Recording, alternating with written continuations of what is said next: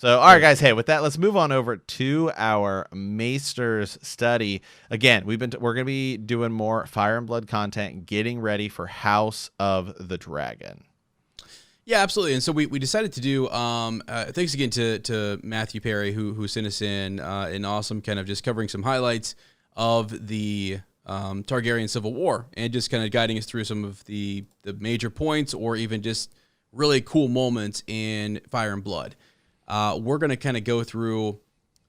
It's tough to do it chronologically. I mean, I guess we're going to try. It's going to be chronological, but then we're also going to go to different characters, and it's tough. Once you get into the thick of the war and you talk about your main players, it's going to be kind of weird to go through their whole story arc because we'd have to cover. You get to Daemon Targaryen, you're going to have to go through his entire thing, or we could just stop at part 1. So we're thinking about doing these things in series. I haven't quite figured out how we want to do it exactly. Like today, the next couple weeks, we're going to be doing King Viserys. So King Viserys, this is part 1, and we're really just talking about his appearance, his character, some of his history, his youth, and his early reign. We'll get into later sort of will be his second marriage. That'll be part 2, and then his later reign. That'll be part 3. So we'll kind of figure out how we want to apply that to the other characters. But really to start off, he's a peaceful king. He's a peaceful guy.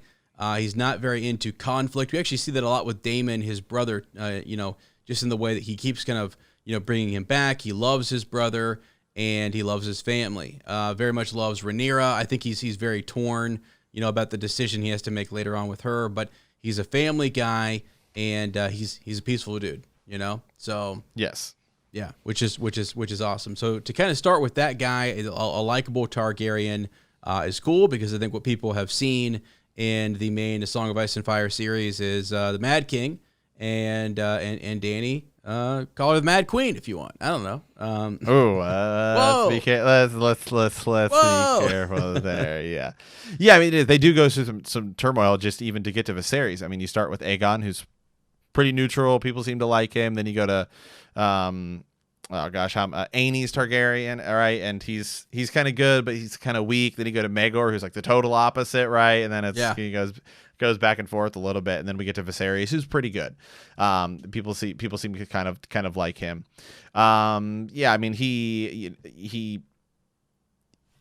he's very generous, right? Legendary, and the Red Keep becomes a place of song and splendor during his reign. He hosts countless balls, feasts, tournaments, lavish gold and offices and honors among those he favors.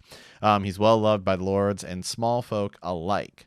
In his midlife, Viserys' stoutness caused him numerous health problems. This is kind of just appearance and who he kind of is from the wiki. Caused him numerous health problems. He gets a little more plump, right? He gets gout, kind of back pain, some joints, respiratory issues. Towards the end of his life, he gets even bigger, right? And so he can't even climb the Iron Throne anymore. Right, I'm telling you guys, there's something that I don't know what George is telling us, right? That whole sedentary life, right? That lifestyle of just sitting. Be careful now; it'll kill you. All right, it's the new smoking. Yeah. So it says he has a silvery gold mustache and he wears a crown of his grandfather Jaehaerys. Yeah, and I wonder if that is something they will touch on. And it is something we've talked about trying to go back and recount that and see what is the deal with that, because we know there's like 2 crowns, right? There's the Valyrian steel one and a gold one, and they kind of go back and forth, and then Maekar kind of makes a new one and stuff like that, and so it's interesting to kind of recount that. But so that's who he is. That's what he'll look like. The actor who's playing him, I think, as we're seeing him, he's kind of a skinny guy. So I don't know if they're gonna make him if he's gonna gain weight for this role as we go throughout the seasons, or what the deal is. Yeah, he could. I mean, it also kind of depends on, are we going to see him, early on? Are we going to see maybe some strife between him and his brother before, like his daughter Rhaenyra? Are we going to see this early life? Are we going to see this first marriage? How early are they going to start, and how I guess quickly are they going to progress us to the Civil War? If that makes sense, because you could show this, make us fall in love with Rhaenyra, and then also, I don't know, how are you going to cause, I guess, this rift between the Blacks and the Greens and Alicent Hightower? The pacing, where they start, what they show, what they focus on is going to be really interesting, depending on how long they want this series to go, how many seasons they want it to be. But yeah. So that's just kind of an overview of his appearance. We know that the old king, King Jaehaerys, there was a lot of issues, right? With we've talked about the Council of 101 AC, and just basically it's this deciding who is going to be the heir. And it's I don't know, it's a tough decision. Ultimately, Viserys is eventually chosen by the Great Council, and so he was 26 years old and had been married for a decade to Lady Emma Arryn, and so that's his first marriage, right? Early reign. So here we go. King Viserys, early reign, inherited a secure throne, full treasury, right? And he is known. He also has quite a bit to kind of live up here to. The old king did a lot of good things. He did a lot at the Wall. I mean, I loved Fire and Blood because it really did fill in a lot of the world building that happened with the old king and a lot of the story, like a lot of this growth. So we pick it up in a really good spot. The irony in all of this is that, like, as you follow Viserys, and we're just talking early reign here, eventually the irony is that, like, his daughter, Princess Rhaenyra, is who because he doesn't in his early reign, this is his first marriage, have any sons. And his wife is unable to, give him sons or, bear children and things. So that's tough, right? And so, what are you going to do? I mean, are you going to say, no, I'm not going to pass the crown down to my daughter? You're not going to do that. He made her attend council meetings and things like that. And she was, well liked by the realm. I mean, he's a family guy, Matt, right? He's a family guy. So yes. Yeah. Yes, very, very, very much. Yeah. So let's see. The young king was determined to maintain the peace and goodwill that his grandfather, as we said, Jaehaerys the Wise, had created. So let's see. They did have a son that did die in infancy. I forgot that. So that's interesting. He had a son who died in infancy. Princess Rhaenyra, who was 6 when her father became king. Let's see. The princess became his royal cupbearer at the age of 8 and was always by her father's side at feasts, balls, and tourneys. So I kind of think when we see this, we're going to see Rhaenyra early on, and we're going to start to really like her. I don't know if we're going to see her at 8 years old or when we're going to pop into this, but because we also have to get to know Prince Daemon Targaryen, his brother. Yes. You know what I'm saying? And so if the actor is not like this older kind of heavyweight guy, I mean, why not start early? I mean, during the council, Daemon also was someone who was backing his brother, right? Because that put him next in line and all that kind of stuff. And then there starts to be some tension between the two as we move along, because he wants to be, I mean, I don't know, he's power hungry. He's just a little power hungry. So yeah.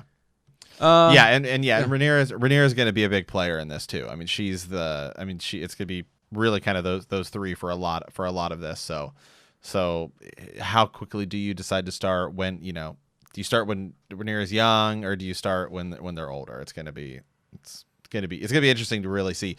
I hope once we get like a first teaser or trailer, we'll be able to really kind of pin this whole thing down. But until then, we're just in waiting mode.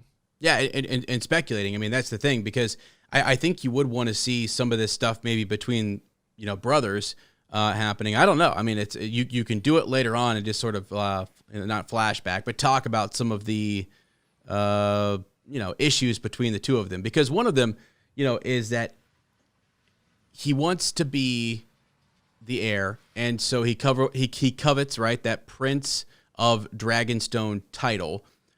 And this is why Viserys was desperate to kind of have a son. And he doesn't, right? And so he had no wish for Daemon to succeed him. So although it paints Viserys in a really good light, I mean, the fact that he doesn't want he wants one of his own children to sit the throne. And he already knows, he very much understands, because of the Council of 101 AC, what could happen, the turmoil. I mean, they almost went to war. There was almost fighting. House Valerion got super ticked off, and it almost came to battle, right? So do you really want to see that with your own brother? No, it's just easier. Let's just have someone, and have a son, and we're good. We can move on. But to kind of ease some of that tension that is brewing there, he appoints his brother to the small council, and that's cool, right? Otto Hightower is there as well. He's going to become a big player later on, with Alicent Hightower being who Viserys would take as his second wife. But yeah, I mean, it's something where it's something like he's trying to appease his brother, Otto Hightower. I don't think he thinks it's a good idea, right? It's not really that good of an idea in his mind, but hey, whatever. This is a prince. Bring him on. Now, the big, I guess, a major point here in his early reign is that in 105 AC, Emma died in labor, birthing the king's son and heir, whom Viserys named Balon, after his late father, Prince Balon. But the infant died a day after Emma Arryn. So while the king was bereaved, his brother Daemon was observed in a brothel in the Street of Silk, making drunken japes with his cronies about the heir for a day. Now that would piss me off, right? Right. Yes. Yes. Does that get back to his brother? And that's something. If we see that getting back to his brother in the show, wow, that's gonna piss him off big time. So, anyways, that's kind of early on reign. So I don't know that I like Daemon out the gate. He turns into a likable guy. He's this sort of like in between gray character. Yeah, he's kind of a gray character. Yeah. Yeah. So let's see.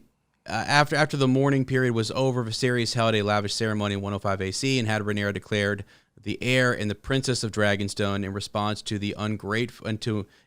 to his ungrateful brother's ambitions. So hundreds of lords show up there. People swear solemn oaths to defend her right of succession. Daemon then left the capital in a fury.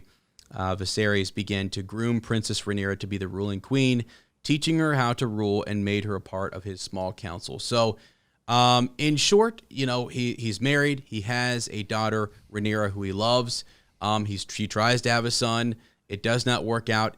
I don't think Otto Hightower or anyone else. It's almost like you can kind of see a touch of Maegor the Cruel in Daemon. There's something there. There's that we always talk about flipping a coin with Targaryens. It's early in this line of kings, but the further it goes on, people start to kind of wonder if there isn't a madness in this family or something, and there's a touch of that maybe in Daemon. And so they don't want him to take over. They don't want him to rule, but there is no one else, right? There's just right. Rhaenyra at the time.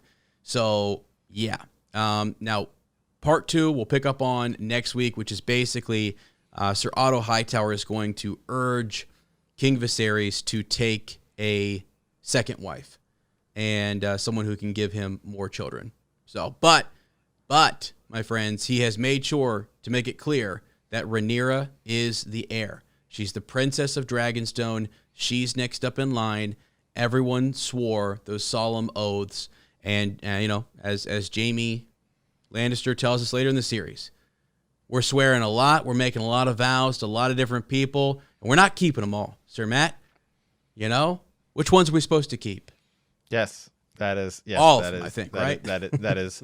Yes, you are 100% right. Yeah. And just one of the things real quick about Fire and Blood and how I think one of the things, especially for people who aren't necessarily non-book readers, or even people who are just reading this series and haven't gone back and are like, I'm not really studying the histories as much, just because it's really two sides. And, one of the things that Game of Thrones did very well early on was everybody had their famous house. You had people who were very strong Stark loyalists or Targaryen or Baratheons or whatever.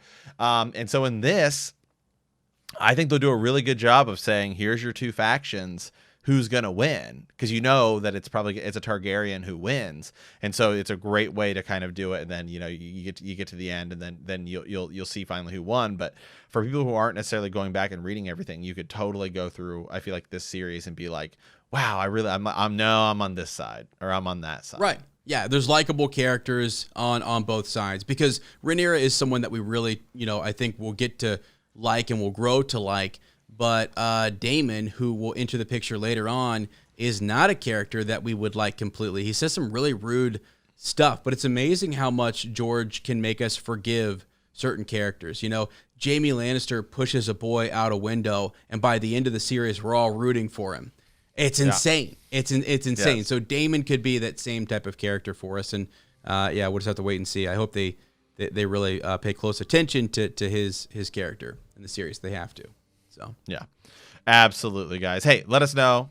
If there's any characters, by the way, you guys specifically want us to cover, shoot us a email at btkcast@gmail.com, or give us a comment somewhere, and we can be like, hey, we can cover these guys for Fire and Blood as well.